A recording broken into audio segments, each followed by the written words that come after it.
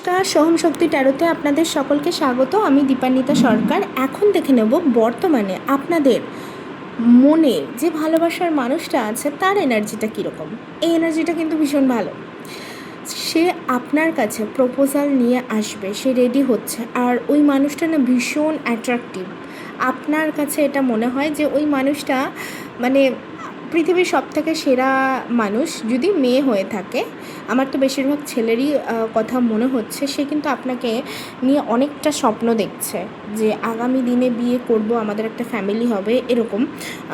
যদি ছেলে হয়ে থাকে 80% তো ছেলে, সে ভীষণ ইনটিউটিভ আপনার জন্য, মানে যে আপনার মধ্যে মা লক্ষ্মী দেখতে পাচ্ছে। সে আসবে আপনার কাছে আর কমিটমেন্ট দেবে বিয়ে করার।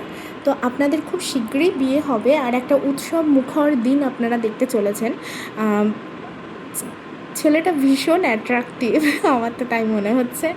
তো খুব ভালো থাকুন আপনারা। আগামী দিনে আগামী জীবনের জন্য অনেক অনেক শুভেচ্ছা। সব দিনগুলো যেন আপনাদের ভালো হয়।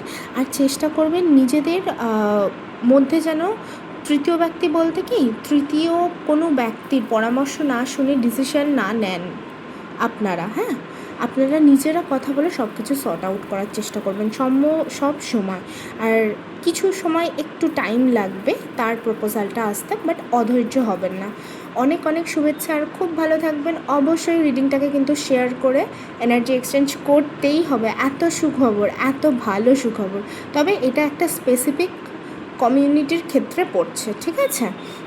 তাই বলে পুরো কালেকটিভ লেভেলের সবার নয়, কিছু কিছু ক্ষেত্রে কিন্তু এই এনার্জিটা পিক হয়েছে। ভালো থাকবেন।